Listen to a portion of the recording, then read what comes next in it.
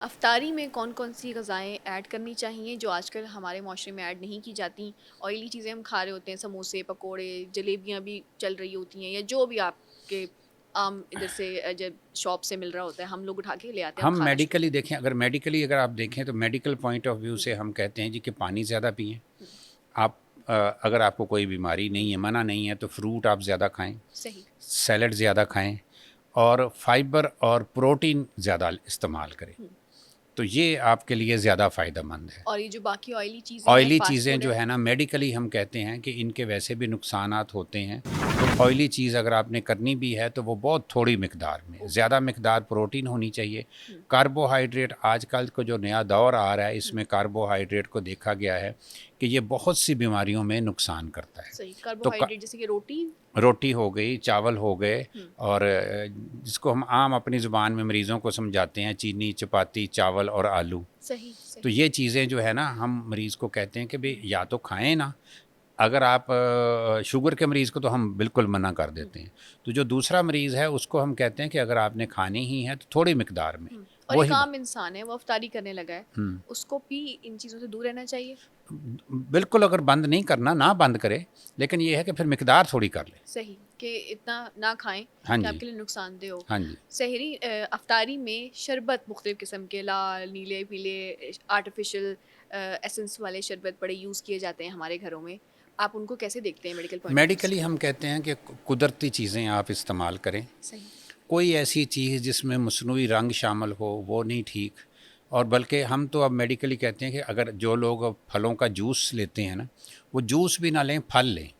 Natural फल। Natural चीज़ें जो है ना वो सेहत के लिए ज़्यादा फ़ायदेमंद है। जो सही। नेचुरल चीज़ें हैं उनमें 3 तरह की खसूसियात होती हैं। एक तो वो कैंसर के लिए फ़ायदेमंद है, एंटी कैंसर है। और जो दूसरे नंबर पे वो हमारे जिस्म में, खून में ऑक्सीजन की मिकदार बढ़ा देती हैं। और तीसरा ये है कि वो हमारी उम्र को लंबा कर देती हैं। तो इसलिए नेचुरल चीज़ें आप जितनी इस्तेमाल करेंगे उतना अच्छा। हुँ, इन शरबतों से दूर रहें, ऑयली चीज़ों से दूर रहें हाँ अफ्तारी जी, के दौरान। मसनूई चीज़ों से दूर रहें। मस्नूई चीज़ों हाँ से जी। दूर रहें। अच्छा, ये भी होता है कि अफ्तारी जैसे हमने कहा कि खजूर आपने कहा कि एक मुकम्मल ग़िज़ा है, हाँ जी। अफ्तार उससे कर लें। डिफ़रेंट 2 तरह के नैरेटिव्स हैं, एक खजूर से रोज़ा अफ्तार किया, उसके बाद अब डिनर है या रात का खाना है वो अच्छे से कर लें। या एक और है कि अगर आपने अफ्तारी कर ली उसके बाद आम अफ्तारी जो हमारे घरों में की जाती है, उसके बाद आप डिनर कर रहे होते हैं या कुछ लोग छोड़ भी रहे होते हैं रात के खाने को। इनमें से बेहतर आप किसको कंसिडर करते हैं?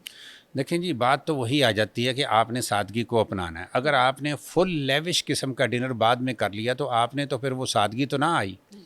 तो इसलिए ये है कि उसको भी म्याना रवि के साथ आप रखें। थोड़ा अच्छा। खाएँ, हुँ, इतना खाएँ कि फिर सबसे बड़ी बात ये है कि खाने के बाद अगर आपने ज़्यादा खा लिया तो उसकी एक निशानी ये होती है कि आपको फिर सुस्ती पड़नी शुरू हो जाती है। सही है, नींद आना ये शुरू भी हो एक जाती है। अलामत होती है कि आपने ज़्यादा खा लिया, हुँ, इतना ज़्यादा ना खाएँ। हुँ, फिर रोज़े का मकसद फ़ौत हो जाता है। आपने उसका नतीजा क्या होता है हुँ। कि जो लोग फिर ज़्यादा खा लेते हैं ना, तो जब हम पूछते हैं कि जी हाँ, रमज़ान में क्या हुआ? तो वो वज़न कम होने की बजाय वज़न बढ़ गया होता है। तो इसकी बड़ी वजह यही है। यही वजह है कि आप ज़्यादा खा जाते हैं। इवन कुछ लोग अफ्तारी के बाद भी या डिनर के बाद भी वो तरावी नहीं पढ़ पा रहे होते। हाँ उनको जी, नींद आना शुरू हो जाती है। वो बिल्कुल कहते हैं सही हम बात। बाद में खा लेंगे, हम पहले नहीं खाते क्योंकि हमें नींद आना शुरू हो जाती है। हाँ जी। तो कोई ख़ास किस्म का डिनर कोई ग़ज़ा आप प्रिस्क्राइब करते हैं अपने अपने जो भी पेशेंट्स आते हैं या आम लोगों को कि आप डिनर में ये चीज़ें ऐड कर लें अगर आप रमज़ान के जैसे दौरान मैंने आपको खा रहे हैं? पहले कहा कि प्रोटीन ज़्यादा लेनी चाहिए, गोश्त खा लें हुँ, आप।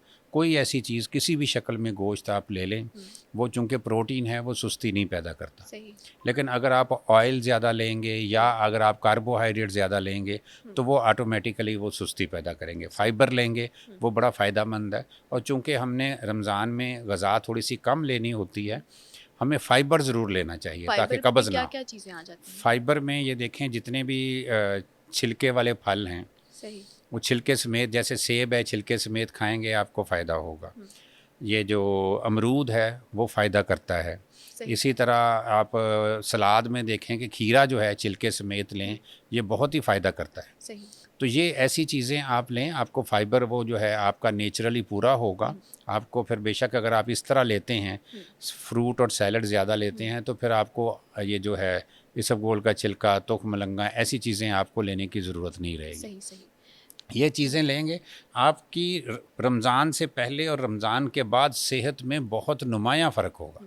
और ये जो है ना, इसको आप अगर देखें कि आजकल के ज़माने में एक नई चीज़ दरियाफ़्त हुई है और इंटरनेट के ऊपर उसको बहुत ज़्यादा सपोर्ट किया जाता है, वो है इंटरमिटेंट फास्टिंग। ये इंटरमिटेंट फास्टिंग और रोज़ा एक ही चीज़ है। सिर्फ फ़र्क क्या है कि इंटरमिटेंट फास्टिंग में हम मरीज़ को कहते हैं कि आप पानी पी लें, वो जो 16 घंटे का या 15 घंटे का जिसने भी वो फास्ट रखा है, तो वो इसी वजह से लफ्ज़ वो उसमें भी फास्ट ही उन्होंने किया है, लफ्ज़ इस्तेमाल किए। अब इसमें फ़र्क क्या है कि हमारे मज़हब में हम वो पानी भी नहीं करते। वो पानी ना पीना और कोई भी चीज़ ना खाने का ये होता है कि फिर हमारी कुव्वत मुदाफ़त बेदार होती है। Okay, immune system. हाँ जी, इम्यून सिस्टम हमारा एक्टिव होता है।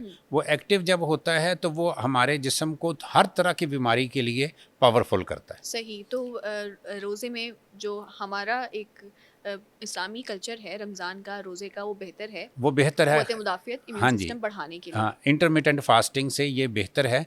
लेकिन मसला ये है कि इंटरमिटेंट फास्टिंग के फिर आप जो असूल हैं या इस्लाम के रोज़े के जो असूल हैं, वो उनके ऊपर पूरा चलें।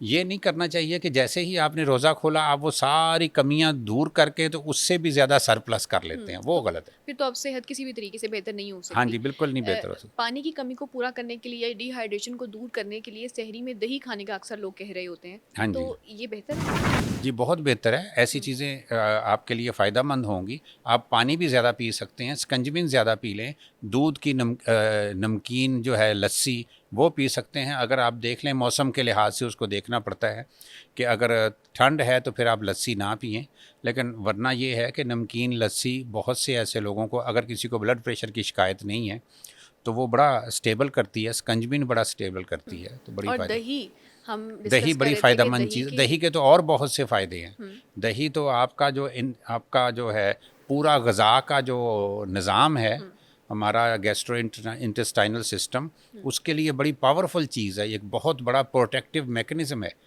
और ये जो मैदे के और अंतड़ी के जो मरीज़ होते हैं उनके लिए तो दही बहुत फ़ायदेमंद है।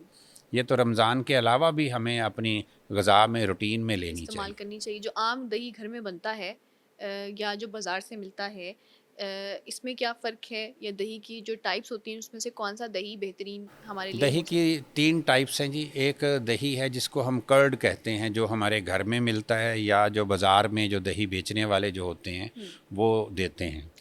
वो जो है हमारा सिर्फ़ तेज़ाबियत को दूर करता है।